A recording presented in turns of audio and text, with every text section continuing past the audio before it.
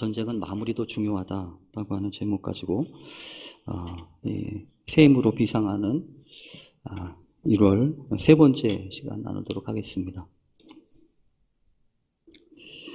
여러분도 걱정스럽지만 최근 들어 연일 미사일을 쏘아대고 있는 이 북한의 행태들을 보면서 누가 뭐라고 그래도 이 한반도에 드리워진 이 전쟁의 그림자가 언제나 이렇게 우리를 힘들게 하는구나, 이런 생각을 해보았습니다.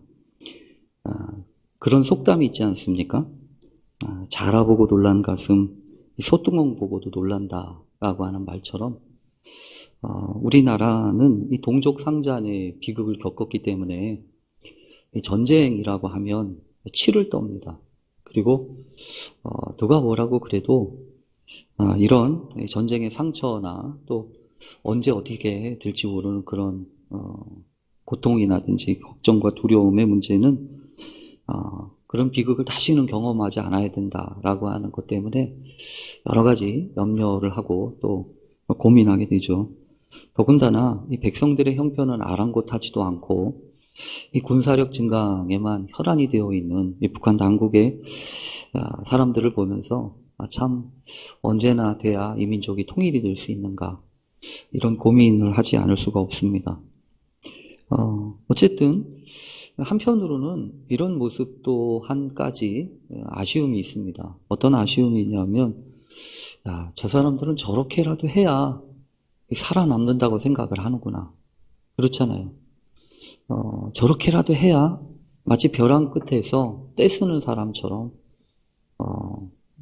세계적으로 관심도 받고 또 이렇게 저렇게 해서 무언가를 얻어내려고 하는 그런 전략과 전술을 가지고 이 무력을 시위하는 것이겠지만 참 저렇게 살아갈 수밖에 없는 것이 씁쓸하기도 하고 안타깝기도 하고 어쩌면 여러분 그게 세상의 원리인지도 모르겠어요. 막 이렇게 으르렁거리다가도 어떻게 보면 꼬리를 또 금방 내리면서 이렇게 살아가는 것이 어떻게 보면 파워게임이죠. 그래서 세상에 모든 종교를 아우르는 하나의 종교가 있다면 이 권력과 힘을 숭상하는 종교라고 할 수 있습니다. 경제 문제가 됐든 이 정치 문제가 됐든 어떤 문제가 되었든 어떤 파워를 추구하는 거, 이 파워에 대한 것은 로망처럼 이렇게 느껴지는 경우가 참 많습니다. 그래서 요즘 여러분 영화를 한번 보세요. 영화 같은 것들을 이렇게 보면 소위 히어로물 같은 것들이 많이 나오잖아요. 어떻게 보면 이 초인적인 힘을 가지고 능력을 가지고 자신의 목적과 또 이런저런 일들을 하는 이런 모습들이 어쩌면 젊은 아이들에게 또 어른들에게까지 꿈이라고 하는 명목으로 그것을 당연하게 여기는 것은 아닌지 그런 생각을 하게 됩니다. 그래서 이 그리스도인들은 물어야 합니다. 도대체 뭐가 힘이냐는 거야. 어떤 게 힘이냐. 무엇을 어떤 힘을 갖기를 원하는가. 어쩌면 여러분 예수 그리스도는요 우리들에게 정말로 가장 무기력한 모습을 보이셔서 십자가에서 그렇게 죽으셨잖아요. 그러니까 어떤 면에서 보면 힘이라고 하는 것을 자꾸만 추구하기 시작을 하면 결국에는요 예수님을 떠날 수밖에 없어요.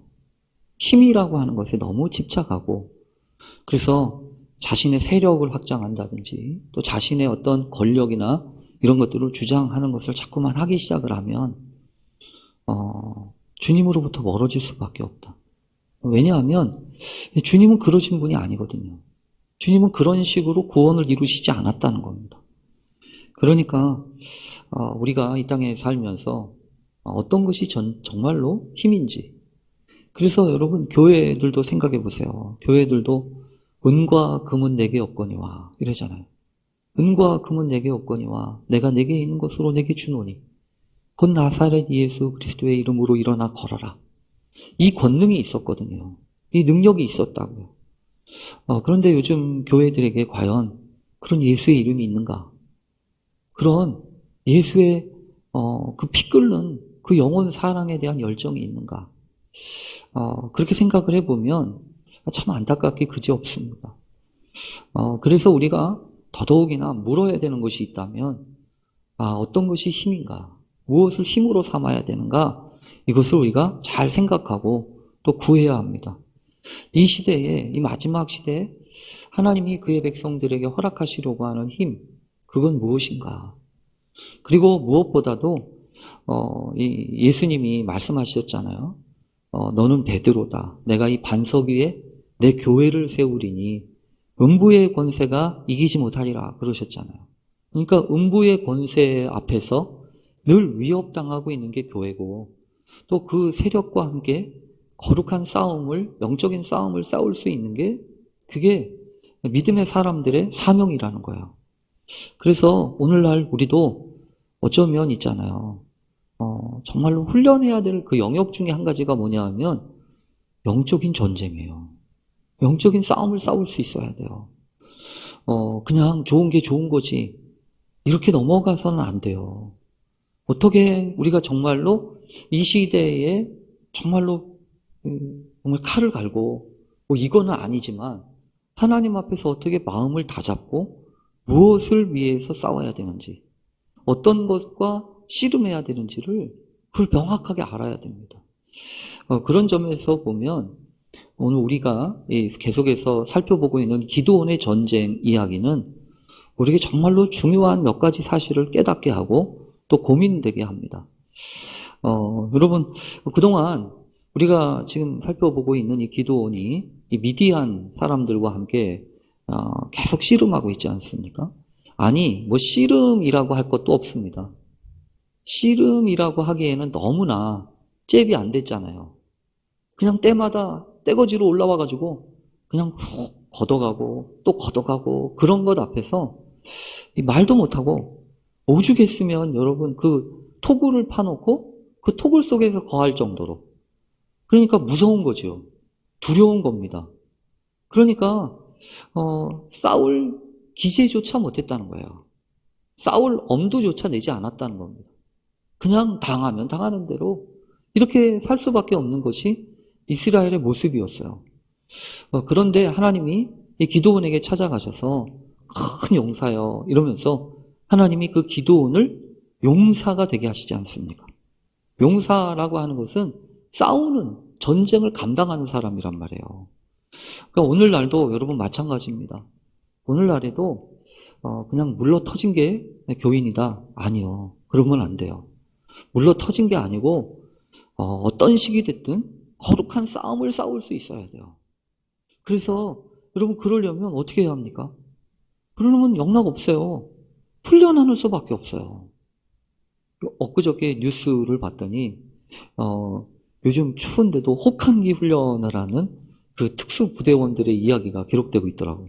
영상으로 보니까 이 추운데, 추운데 생각만 해도 추운데 그냥 얇은 그 잠수복 하나 입고 그냥 막 뛰어들어요.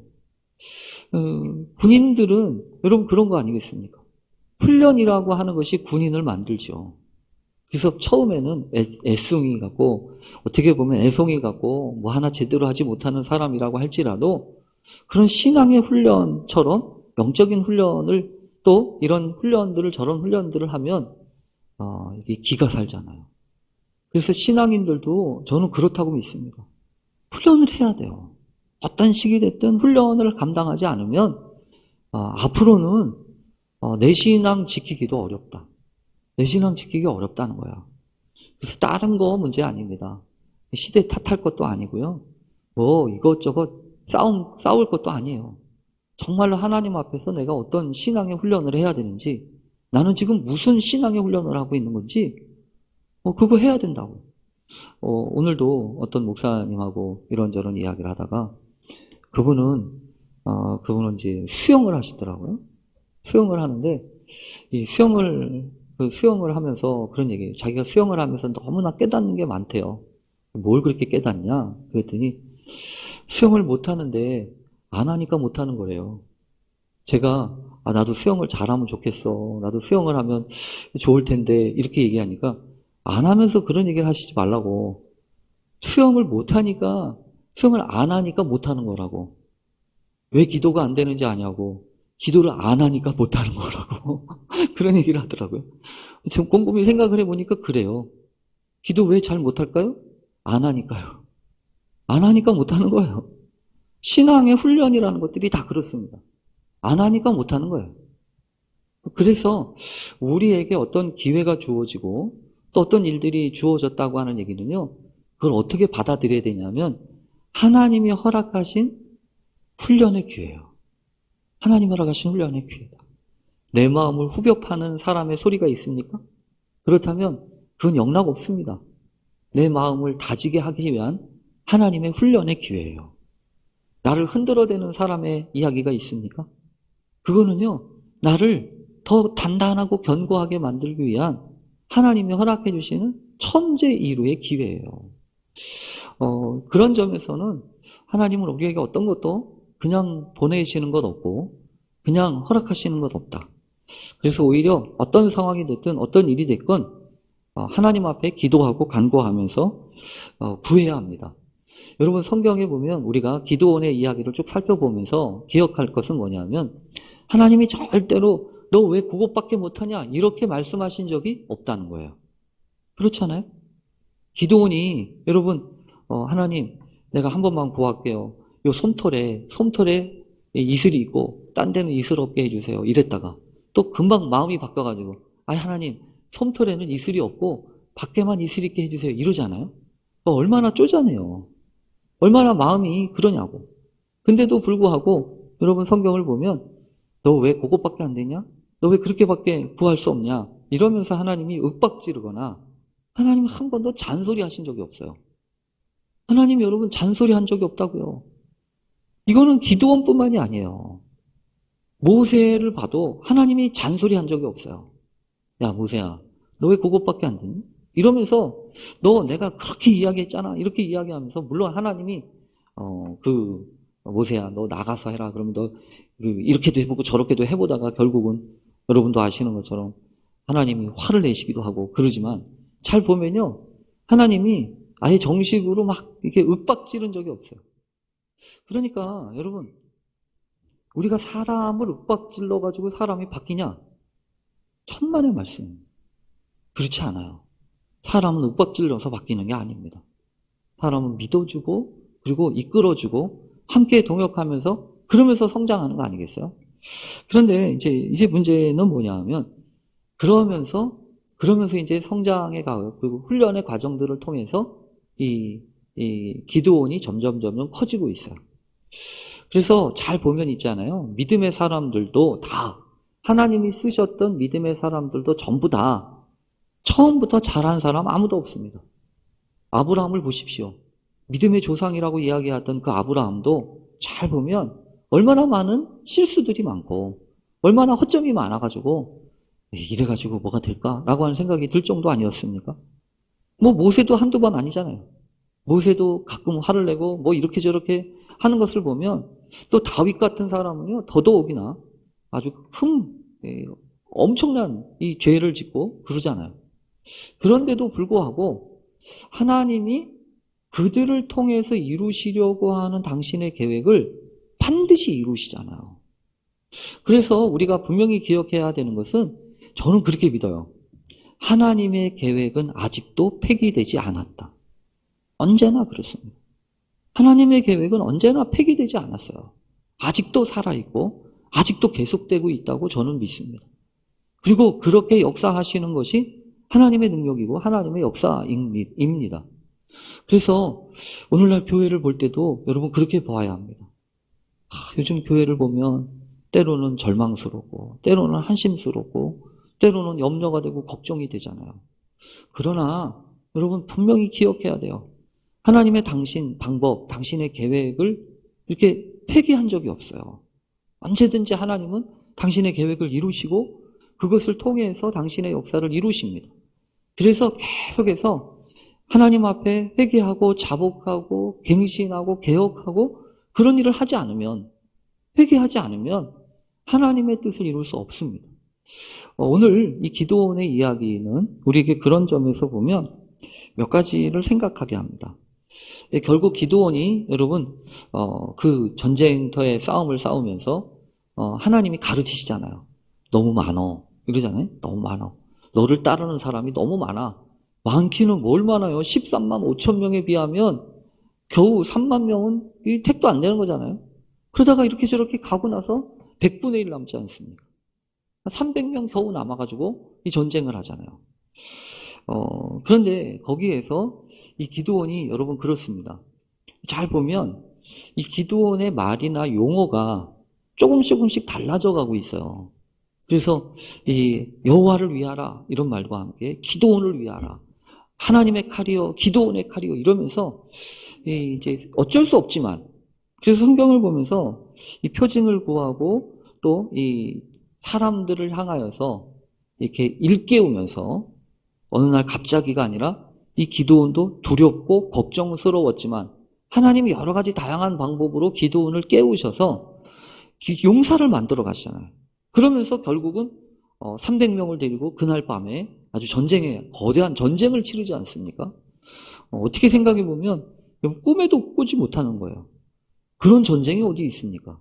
무기 하나 제대로 갖춰지지 않은 상태에서 횃불 들고 항아리 들고 나팔 들고 싸우는 싸움이 어디 있어요? 그러니까 여러분 하나님의 방법, 하나님의 역사는요 세상의 방법하고는 전혀 다릅니다. 세상의 기준과 세상의 형식 가지고서 따질 수 없는 게 그게 하나님의 방법이에요. 그래서 하나님 앞에 하나님이 임하시면 하나님이 역사하시면 얼마든지 우리가 생각하는 방법이 아니더라도 당신의 역사를 이루실 수 있음을 믿어야 합니다. 그런데 결국 여러분 이 전쟁의 과정 속에서 순간순간 이제 드러나는 게 있어요.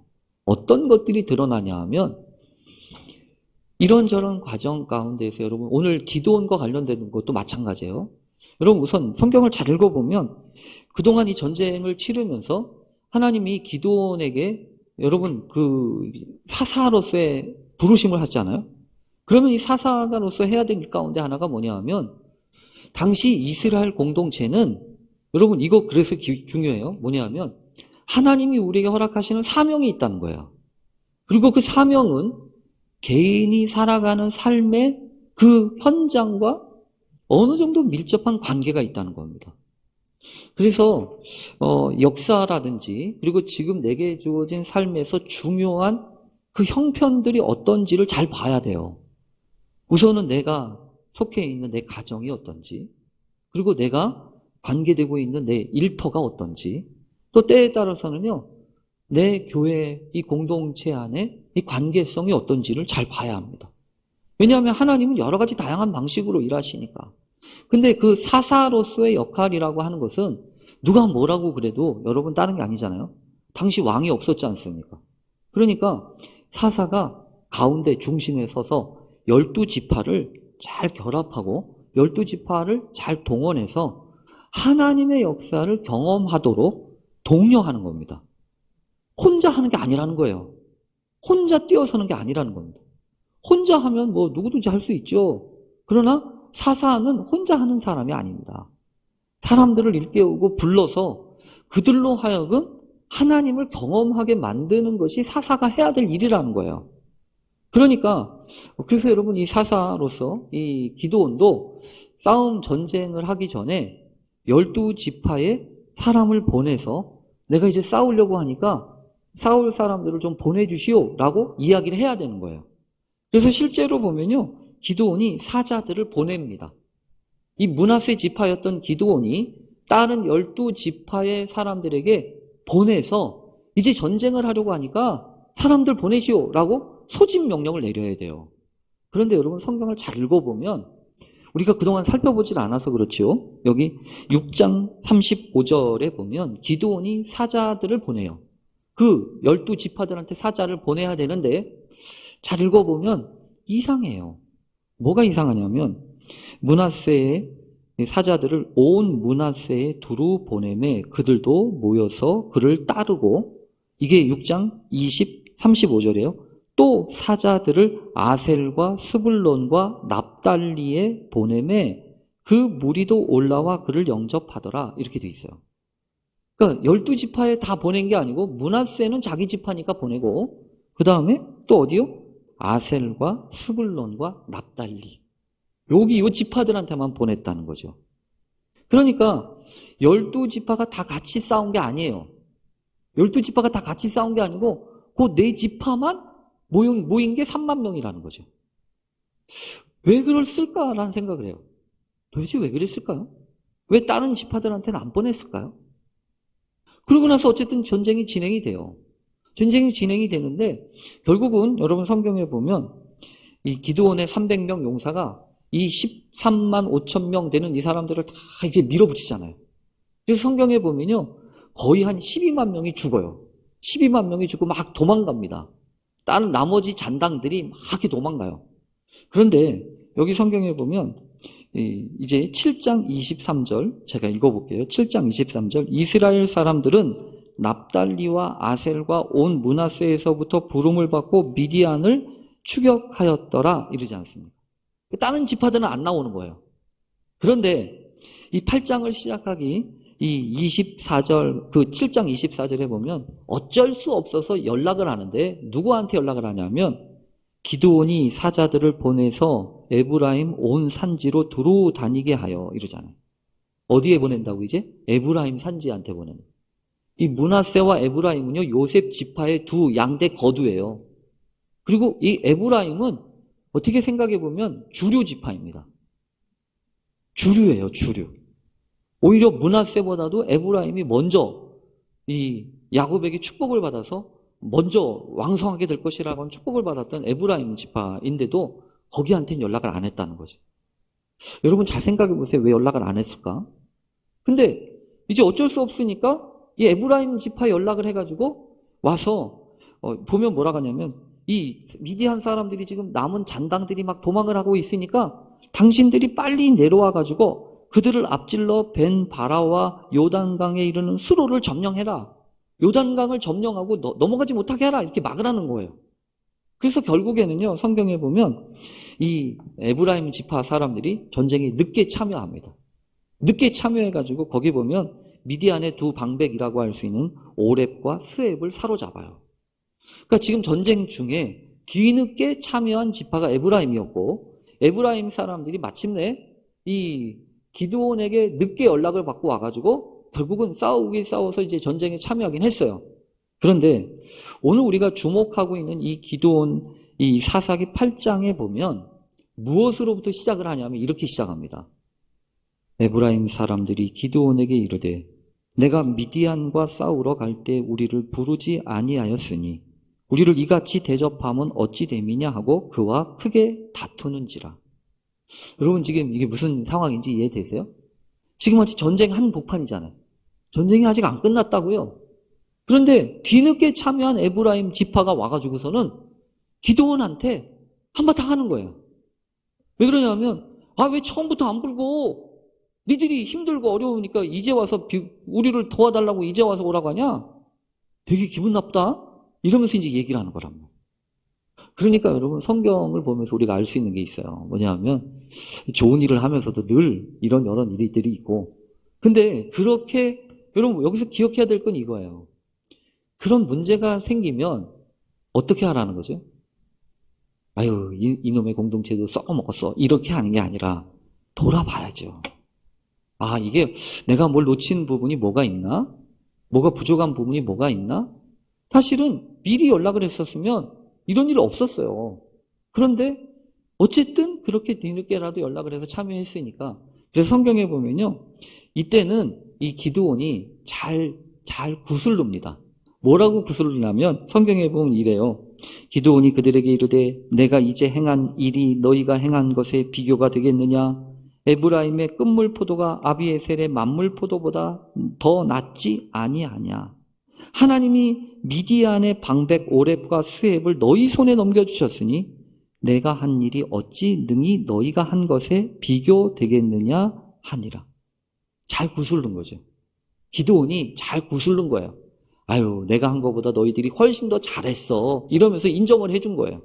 그러니까 성경에 보면 그렇게 이 말을 하매 그때에 그들의 노여움이 풀리니라.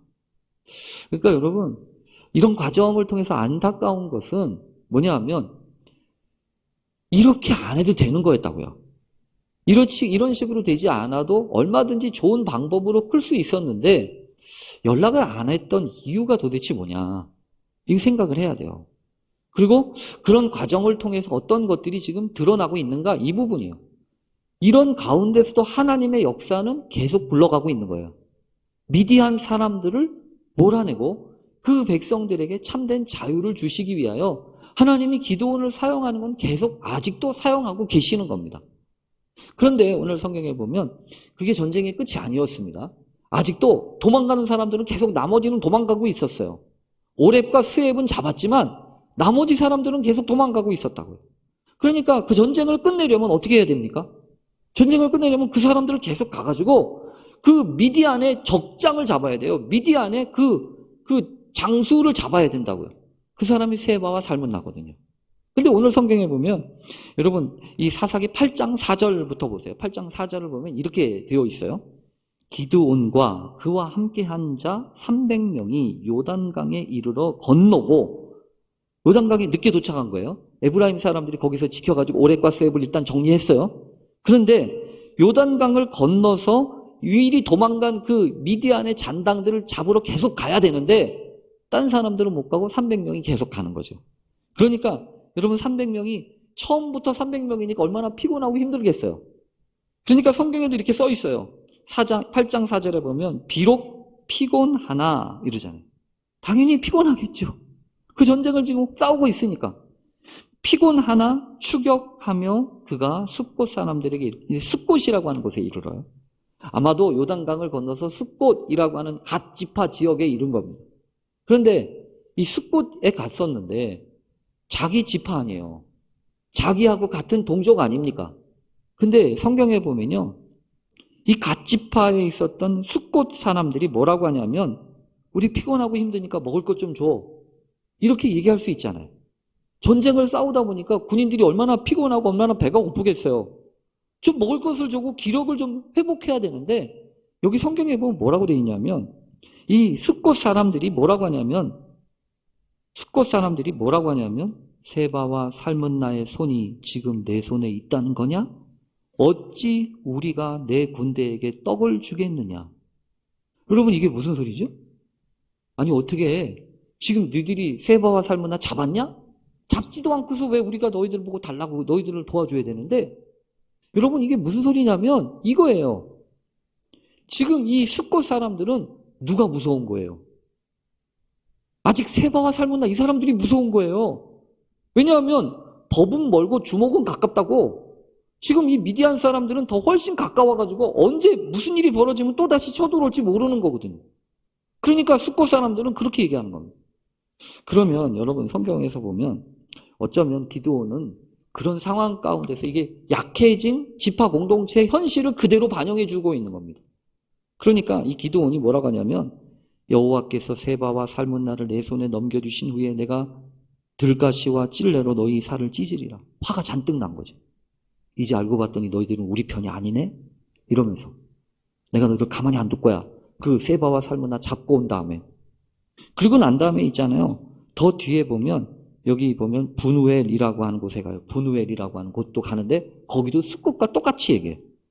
그러니까 기대했던 사람들로부터 도움을 못 받고 격려를 못 받으니까 기드온이 있잖아요. 기드온이 획가닥해요. 획가닥한다는 것은 무슨 소리냐면 화가 잔뜩 났어요. 그래서 결국 어떻게 되냐면 세바와 살문나를 잡아가지고 돌아오면서 숫곳과 분우엘 망대 같은 걸 다 쑥대밭을 만듭니다. 그러니까 오늘 성경을 보면 이게 있잖아요. 이런 문제들이 어떻게 보면 하나님의 역사를 이루고 그 전쟁을 해가면서도 잘 다독거려서 그 백성들을 잘 가르치고 그래야 되는데 아직까지 기드온이 그렇게까지는 못하고 있는 겁니다. 그러니까 완벽한 사람이 없어요. 근데 더더욱이나 오늘 성경에 보면 여기 성경에 보면 있잖아요. 이게 있어요. 어쨌든 그렇게 해서 전쟁을 끝냅니다. 전쟁이 끝나고 난 다음에 성경에 보면 뭐라고 이야기를 하냐면 22절 오늘 읽은 말씀이에요. 오늘 읽은 말씀에 보면 그때 이스라엘 사람들이 기드온에게 이르되 당신이 우리를 미디안의 손에서 구원하셨으니 당신과 당신의 아들과 당신의 손자가 우리를 다스리소서. 이 기드온에게 온 백성 미디안 사람들을 물리친 그 기드온에게 뭐라고 얘기하냐면 당신이 우리 지도자가 돼주세요. 당신이 우리를 이끌어주세요. 우리 왕이 없으니 당신과 당신의 아들과 당신의 손자까지 우리의 왕이 되어주세요. 이렇게 얘기해요. 여러분, 이런 얘기를 들었을 때 기드온이 어땠을까요? 어떻게 생각해 보면 솔깃하기도 하지 않겠어요? 그런데 대답을 어떻게 하냐면 이렇게 대답합니다. 성경에 보면 내가 너희를 다스리지 아니하겠고 나의 아들도 너희를 다스리지 아니할 것이요 여호와께서 너희를 다스리시리라. 얼마나 정답이죠. 내가 어떻게 너희를 다스리냐?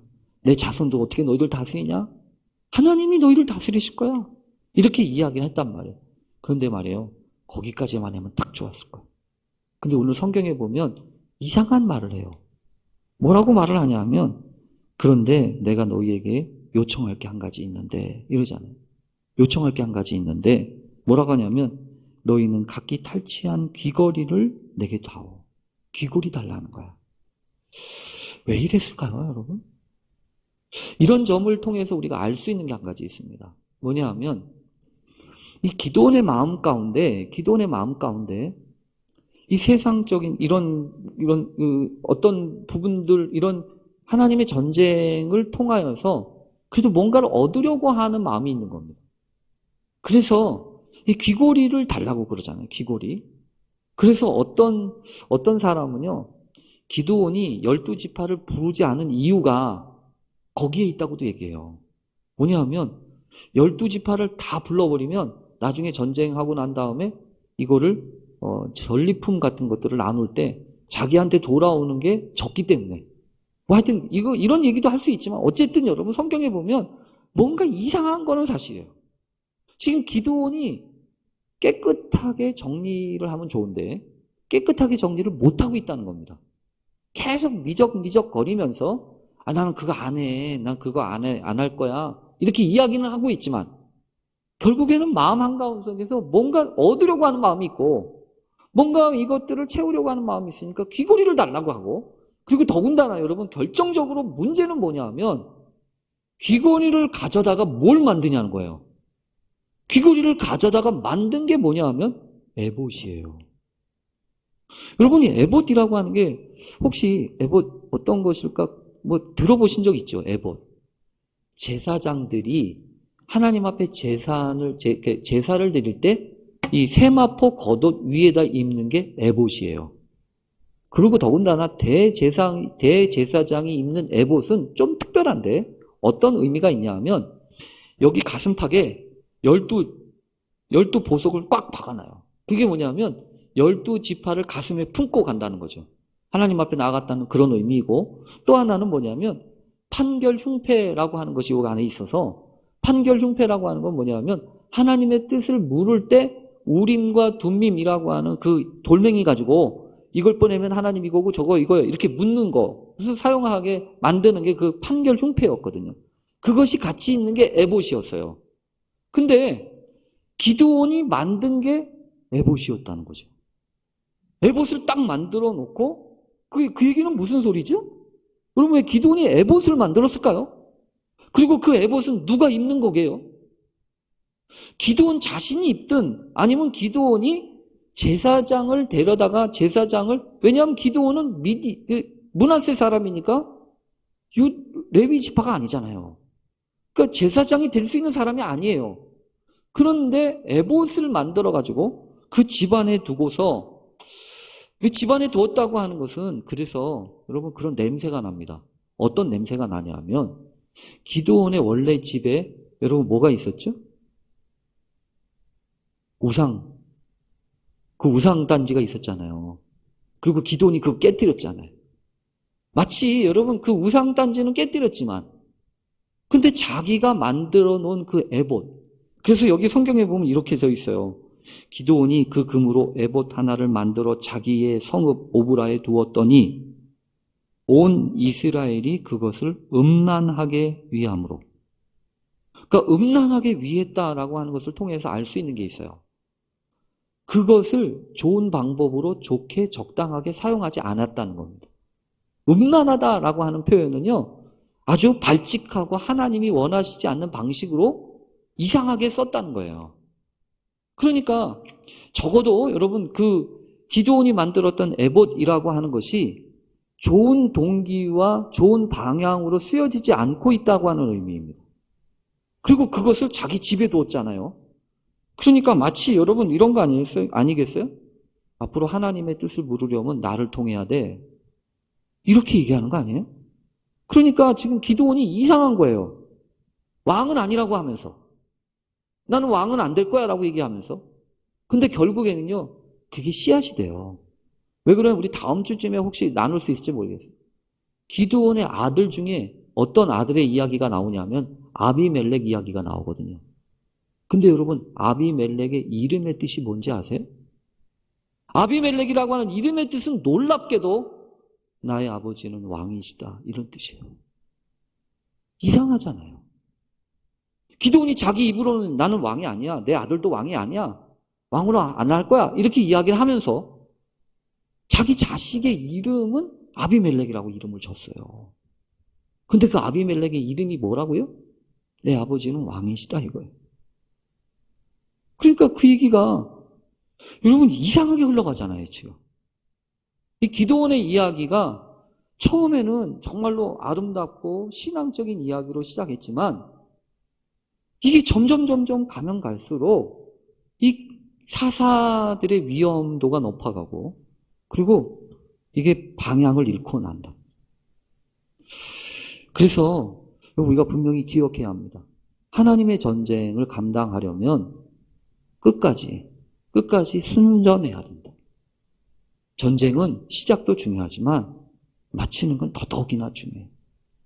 그래서 여러분 오늘날 정신 바짝 차려야 돼요. 정신 바짝 차려야 된다. 소탐대실이라는 게 있어요. 소탐대실. 작은 거를 탐하다가 큰 거를 잊어버리는 거예요. 여러분 그렇지 않아요? 우리도 얼마든지 그럴 수 있습니다. 아주 조그만한 거에 목숨 걸고 조그만한 거를 소중하게 여기는 거는 좋은데 근데 정말로 놓쳐야 되지 않아도 될 걸? 그런 걸 잃어버려서는 안 된다는 거예요. 이 기도원은 우리에게 다시 한번 우리에게 뭘 가르쳐 주냐면 하나님 이 전쟁을 마지막까지 충성하고 끝까지 헌신하고 끝까지 정신 차려야 된다. 그러려면 여러분 어떻게 해야 될까요? 욕심 부리면 안 돼요. 지나치게 욕심 부리면 안 된다. 나머지는 왜 욕심을 부릴까요? 하나님을 신뢰하지 못하기 때문 아니에요? 하나님이 여지껏 인도해 주시고 앞으로도 인도해 주실 텐데 그게 불안하고 그게 안타까우니까 조금이라도 이렇게 저렇게 내 자신 스스로의 능력과 힘으로 자꾸만 하려고 하다 보니까 본의 아니게 자꾸만 다른 것들을 자꾸 가미한다고요. 그래서 여러분 영적인 부분에 있어서 정말로 조심해야 돼요. 그러니까 원래 이단이나 이런 것들이 그렇잖아요. 처음부터 다 틀린 게 아니고 처음엔 비슷해. 근데 끝이 달라지는 거예요. 그래서 정말로 하나님 앞에 하나님 이 전쟁, 이 마지막 전쟁 그 끝을 위해서 우리가 끝까지 충성하고 끝까지 정신 차리고 하나님 내가 욕심 부려야 될 거 욕심 부리지 않게 해주세요. 그래서 여러분 우리 좀 그렇게 하자고요. 욕심 부리는 것들이 자꾸만 눈에 떠오르거들랑 서로 좀 잘 알려주고 기도하면서 욕심 부리면 안 돼요. 그런 욕심에 휘감기 시작하면 아무리 좋은 것도 한 번에 무너진다. 그거 기억하면서 하나님 마지막 때까지 신실하게 살게 해주십시오. 그래서 여러분 마지막 때 제가 그래서 이 계시록의 마지막 교회상과 관련된 것을 생각해 보면 여러분 계시록의 교회상은요 다른 게 아니에요. 거룩한 신부예요. 그렇지 않아요? 거룩한 신부에게 뭐가 필요하겠어요? 순결함이라고요. 거룩한 신부에게 필요한 거는 오로지 신부의 순결함이에요. 그러니까 어쩌면 오늘날 우리 시대의 마지막까지 신앙생활의 거룩한 순결함을 지키는 것, 그게 우리의 영적인 싸움이다. 어떻게 하면 하나님 앞에서 그렇게 순결함을 지킬 수 있을지 생각하면서 이 마지막 시대 하나님 새 힘을 주십시오. 그 순결함을 지킬 수 있는 은혜를 주십시오. 그렇게 기도하는 우리 모두 되실 수 있기를 간절히 축원합니다. 여러분, 세상에서도 그러더라고요. 이 부자들이 늘 옆에다가 두고서 자신을 깨우는 데 사용했던 술잔 이름이 개영배라고 합니다. 그 개영배는요, 부어도 70%만 차는 술잔이에요. 꽉 채워지지 않는 겁니다. 이상하게 마치 이렇게 물을 부으면 다 빠져나가게 만들었나 보죠? 개영배라고 하는 그 술잔은. 그래서 늘 그것을 가까이 두고 꽉 채워지지 않도록, 그것을 욕심을 내지 않도록 그렇게 경계했다는 이야기를 읽어봤어요. 야, 세상 사람들도 그런데 하나님의 백성들인 우리들이 이 욕심을 주체할 수 없어서, 그리고 불안하고 염려한 것 때문에 자꾸만 세상의 방식으로 이렇게 가는 거를 경계해야 합니다. 끝까지 순결하게 나아가야 해요. 하나님, 오늘 특별히 여러분께 기도를 좀 부탁드립니다. 교회 리더십들을 위해서 기도해 주십시오. 하나님, 영적인 리더십들, 또 한국 교회를 대표하는 이런 영적인 지도자들이 정말 하나님 앞에 바로 서야 된다. 끝까지 충성하고 잘 나가왔다가 끝에 욕심 부려가지고 무너지고 깨지는 경우들이 얼마나 많이 있습니까? 하나님, 끝까지 충성하고 끝까지 작은 것에 욕심 부리지 않게 해주십시오. 우리도 마찬가지예요. 우리도 하나님, 전쟁은 마무리도 중요한데 끝까지 믿음의 길 잘 준비하고 훈련하게 해주십시오. 이 시간 우리 다 같이 함께 이 교회, 우리 교회의 영적인 리더들, 장로님들을 위해서, 또 우리 목회자들을 위해서, 또 각 부서에 세우신 부장님들과 또 교사들까지 하나님의 특별하신 은총 가운데 하나님, 이들이 귀한 신앙 끝까지 충성하고 헌신하고 순전할 수 있도록 도와주십시오. 우리 같이 함께 통성으로 기도하겠습니다.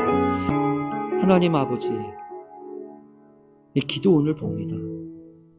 큰 용사라고 부르시며 어렵고 힘든 시대에 믿음으로 그 귀한 싸움과 전쟁을 수행하고 감당했던 그 아름다운 사사의 그 마지막 흐트러진 모습을 보며 우리들의 모습은 아닌지 돌아보게 됩니다. 주여, 부끄럽지만 하나님, 우리 안에도 얼마든지 이럴 수 있음을 기억하며 쓸데없이 세상의 것에 마음 빼앗기고 하나님, 소탐대실하듯이